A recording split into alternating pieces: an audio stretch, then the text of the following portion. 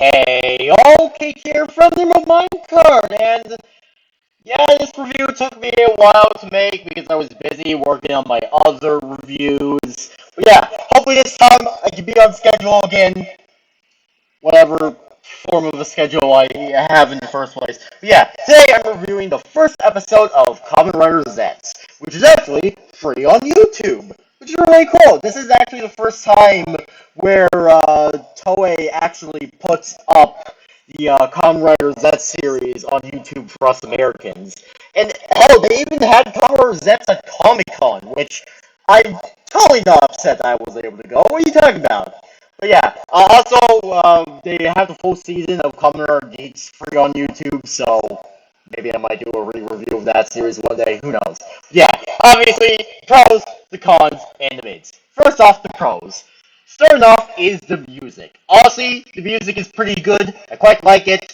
That's all I really have to say because most tokusatsus have really good music, so there's that.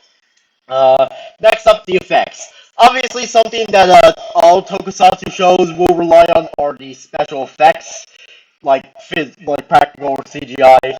They're pretty good. I quite like the effects, especially in the fight scenes. Which, speaking of fight scenes, the fight scenes are once again amazing because that's basically something to always have in mind when you're making the tokusatsu, especially if it's like Super Sentai or Kamen Rider. The fight scenes are pretty good. I quite like it. Next up is the rider design. Now, yes, I know it is a callback to the first ever Kamen Rider we got, but honestly, I quite like this one, especially with the light up, especially with the parts of the suit that light up, and especially the transformation sequence where when the eyes of the suit appear, it looks like they're filling up with a liquid. It looks really cool, and I like it. And hold on, I just need to.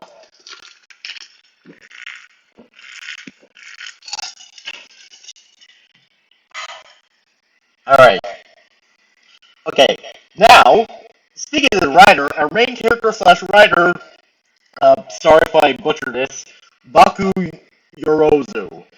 Now, okay, before I continue on, I know I've said this multiple times, but please note that I'm not really good at saying Japanese names, so if I butcher anything, I am very sorry. But yeah, our main character, okay, when the episode starts, we see him as, this secret agent, but then it's revealed that, oh, he's dreaming. He's actually just, okay, I wouldn't say a goofball, but he definitely is a sweetheart who a sweetheart who just wants to help people, but he also, unfortunately, has some pretty bad luck, so there's that. But yeah, he becomes the main comic writer, and yeah, honestly, so far I quite like him because obviously still need to watch the other episodes so we can learn more about him and stuff like that.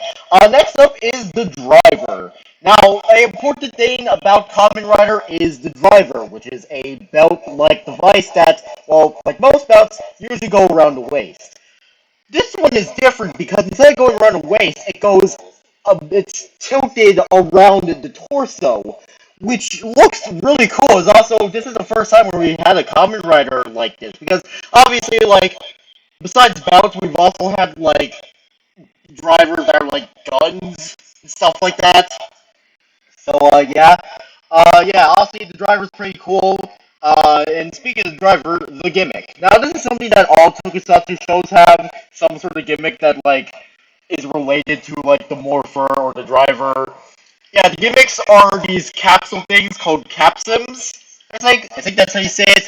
And yeah, these obviously let our rider transform.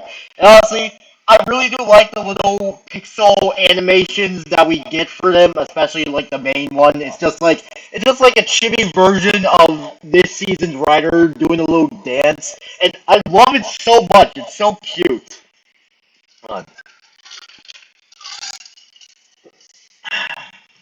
Alright, next up the cons. Surprise, I have no cons. I actually quite like this episode. But now the mids. First off is the villain faction. Now, okay, I need to clarify something for the mids. because this is episode 1, we obviously don't get a whole lot of information about something, so this won't really affect the rating of my episode, so keep that in mind. So yeah, the villain faction is essentially Freddy Krueger, basically. Like, they're literal nightmares, like, they're literal dream demons that, like, that can hurt people in their nightmares. The villain faction is essentially just a Japanese version of Freddy Krueger. Would I be surprised if Freddy Krueger, like, appears in the episode?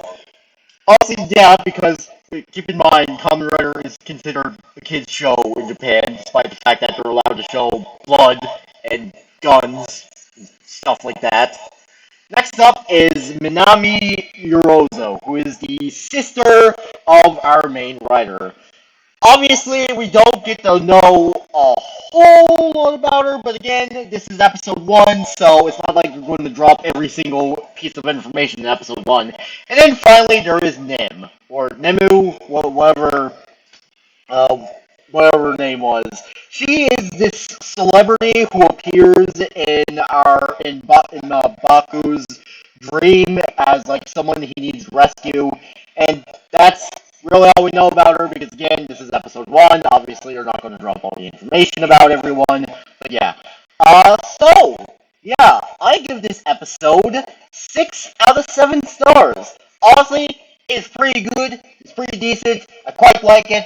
But yeah, obviously I'll be obviously I'll be watching the other episodes as they come out.